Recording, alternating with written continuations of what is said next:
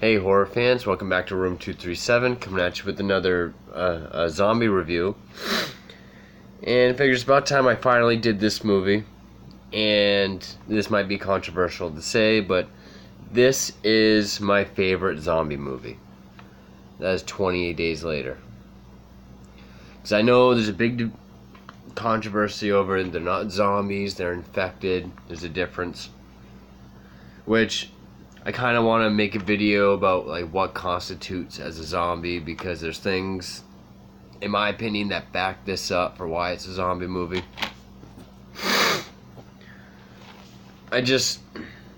I'm more into infected than undead. I think they're scarier. I think, I make up what I want to say. Going over some of the older zombie films of the undead, where, especially Romero films, where they walk, they lumber. Even in the remake, which I just reviewed, the 1990 remake, how the Barbara character even makes a point how slow they are. Well, this was one of the first movies to have running zombies. Yeah, they ran in Return of the Living Dead, but in this was, I think, the first really running, fierce, terrifying zombies. And I love it just because of how realistic it is. I mean, most zombie movies, you really gotta use your willing suspension of disbelief. Like, okay, somehow the undead are coming back to life. With this, it's which in fact there's even a featurette on here about the plausibility of it happening, of just some contagion that alters the human mind to be this fucked up. And also, I guess another reason why they're not considered zombies is because their main drive isn't to eat flesh or brains. It's more so to just spread the disease, which the disease is called rage, the rage virus, which I think is a great name for it.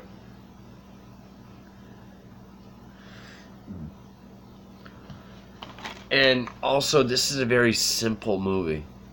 It's very stripped down. It opens up in an animal testing facility for chimps.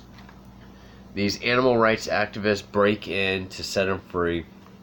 The scientist tells them that the chimps are infected with something called rage. They blow it off. They let a chimp out. It attacks one of them. And then, screen goes to black and it just says 28 days later. And we meet our main character, Jim, played by Cillian Murphy. Which, yes, The Walking Dead ripped this off. He wakes up in a hospital.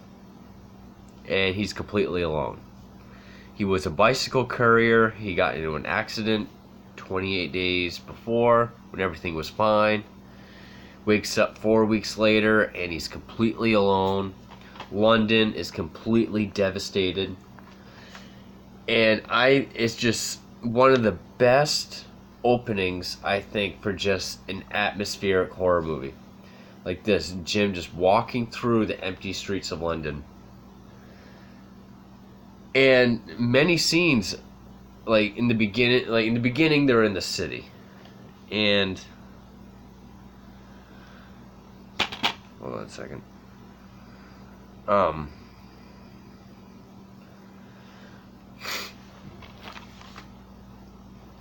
He's walking through the city, and I mean, just the way they have, all the newspapers and all, the posters of sick people, just cars abandoned, shopping bags, and just really, it does a great job at this isolation. You really get the sense that, even watching it, And it's not like a set of London. They really were able. I guess it was a bitch to do, but it is a great big. It's the whole scape of London, and it is completely abandoned. They did a wonderful. Danny Boyle did a wonderful job at really conveying, evacuation. And actually, Danny Boyle's just a great director. Anyway, I mean, I never saw Train Spotting. I saw Slumdog Millionaire back in a film class in high school. That was pretty good. 127 Hours was really good. But, yeah. This is my favorite of his. Of course, we first get a sense that something's wrong when he goes to the church. And, there's just eerie scenes that if they were done today, it would have been a boo jump scare. He walks into the church and there's all these bodies, and he just says, like, hello, and these two infected stand up and stare at him, and there's just little ominous cues of music, and they're in the distance. You can just barely make them out. And it's creepy. It's eerie. It just, you see that, you're just kind of like, ugh, something's fucked up. And of course, the priest comes to attack him. He's then met up with Naomie Harris. That's the actress's name. She plays Selena. Which Selena is sort of the thick-skinned, being with people is going to slow you down. I'm only in this for my own survival. And this other guy, Mark doesn't last too long. And, they decide to go to Jim's house so he can get some clothes. You get great scene at his house when the zombies break through the window.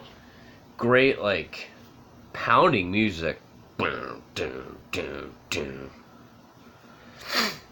Also, there's this weird scene. I can still never make out what it is.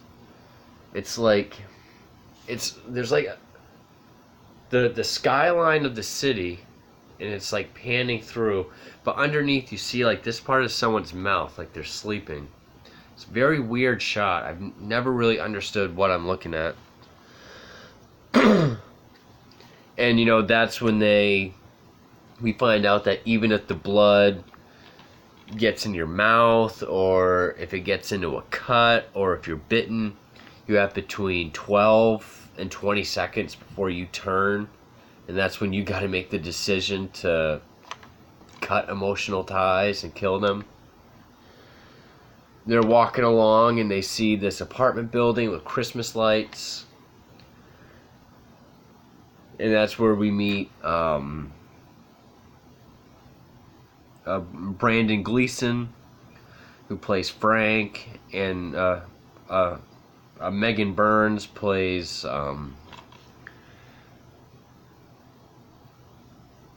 give me a minute. I'm trying to remember his daughter's name. Hannah. They have a radio where there's this broadcast saying there's the answer to infection at this a military blockade, so they try to make it there. You get one of the best heart-pounding zombie scenes. They're in this underground tunnel with all these cars. They get a flat. They got to change it by hand. You don't see any of the infected. It's just their shadows of them fucking running. Of course, the music is building up. They're trying to get the tire changed. You see more and more shadows of the infected running towards them. I mean, it's an intense scene. This whole movie's very intense. It has its downer moments. A lot of people like the scene when they stop off at a grocery store. You get some happy music, and they're sort of running around with their carts and they're playing around. It does bring some humanity into the film. they remember to be humans and have fun. I've always loved how Brandon Gleeson kind of laughs. He just leaves his credit card on the counter. Then they make it to the blockade, and once they make it to the blockade, the whole movie shifts. It gets, there's a bit of hope, and then it just, all hope is killed. They come across, because Frank, unfortunately, becomes infected. The music by John Murphy, this is one of the best scores, in my opinion, for a movie. You do get some pieces of music, but a lot of it is just very ominous. Like, almost just like a piercing sound. Similar to, like, Joker's music on, like, The Dark Knight. Just, like, one note, kind of ominous build-up. So, the other three, they're brought to this mansion where there's all these soldiers. You find out their answer to infection is to just keep one captive, find out how long it takes them to starve to death, and pretty much any survivors who come through, they want to kill the men and then rape the women so they can repopulate. Of course, Jim isn't having any of that, and there's this excellent third act, the whole climax where Jim escapes, and then he makes it back to the house, and he's, in and out of the house, letting zombies in, so all the soldiers can get killed, with one of the best pieces of music ever put in a film, in my opinion. If you look it up on YouTube, it's called In the House, or 28 Days Later theme. It was also in Kick-Ass, it's been in a few things. Just that soft, down, down, down, down, down, down, down, down. Just keeps building up, building up, building up. Yeah, but I also love the scene where, like, Christopher Eccleston, I've seen him in some stuff. He's a great villain. He's the head officer. He goes out to, find Jim and kill him, but Jim sabotages his Jeep. And you get this great slow motion shot of these zombies coming out of the woods towards him with the rain, and all the audio's cut out. There's even one naked woman. She has like this like moan as she's running. Just with all other audio cut out, it's a beautifully creepy scene.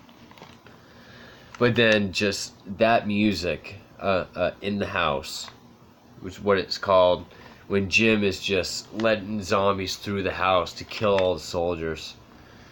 It's one of the most satisfying third acts of just a main character just taking control. It's sort of up there with like the Hills Have Eyes remake, when the dad finally starts killing some of the mutants to save his daughter.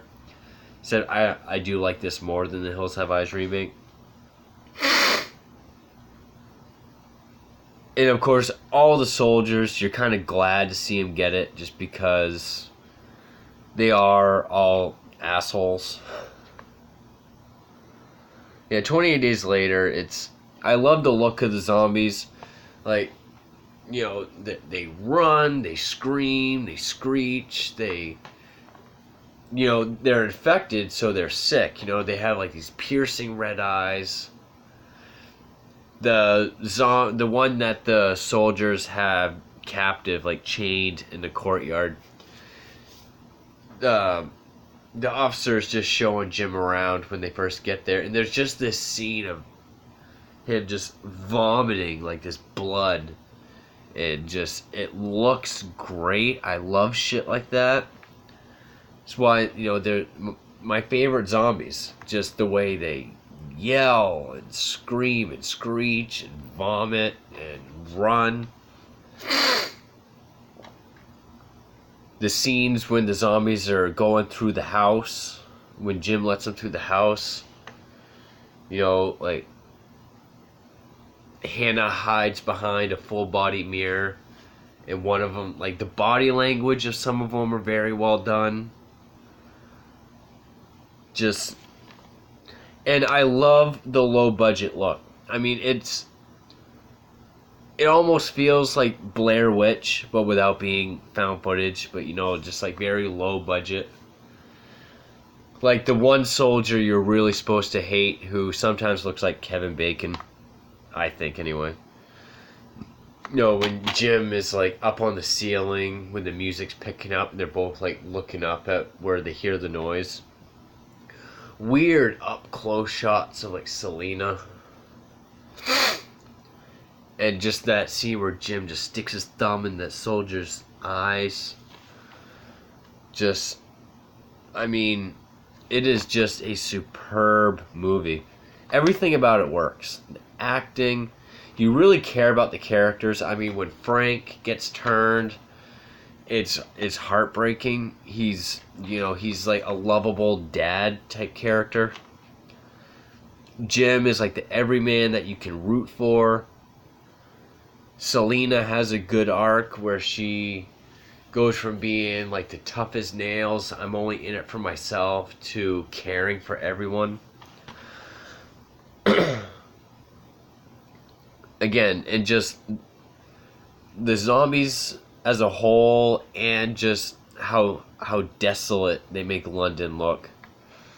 Just for how small the budget was, it accomplished so much. And I mean, this movie was 2003.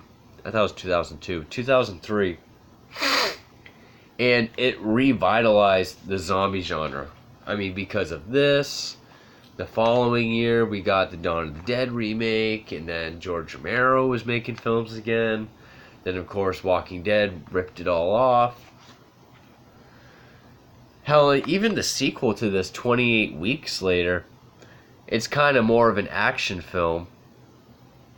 It feels more like a Hollywood action movie than this one does. This definitely feels like an independent, low-budget film, which I love. But I even like 28 Weeks Later. And I know 28 Months has been in talks forever. I don't know if they'll ever make it. But yeah. I love the look of the Biohazard. And I mean, I've seen a lot of Contagion type movies. How there's even one called Contagion that I don't think was that great. But this really feels like the Night of the Living Dead, the original Night of the Living Dead, but with infected zombies. And I will argue all day that these count as zombies. Yeah, it's an infection, but they're no longer who they started out as. They have one instinct, and that's to attack humans. Whether it be to mutilate the bodies, or spread the disease, or eat them. And just the way they go about it, they run, scream, vomit. They do kind of give up easily. There are scenes where when the characters get away, the zombies just kind of stop. But, I mean, if you don't get away too quick, they will chase your ass and they won't get fucking tired. I just think this is a great, great movie. Automaton Transfusion was a low-budget zombie movie where zombies ran and were supposed to be brutal. This is Automaton Transfusion done right. Actually done splendid. I love this movie. It's one of my favorite movies ever. I actually didn't see it when it came out. I kind of put it off because I didn't even know it was a zombie movie. And then it wasn't even until after high school, I was living with some friends and I came home and they were watching. I was like, this movie is fucking awesome. Yeah, I absolutely love 28 Days Later. Favorite zombie movie. I don't care what anyone says. Great movie. Everything about it. The music especially. One of my favorite scores. Love how they made London. It's the most atmospheric zombie movie.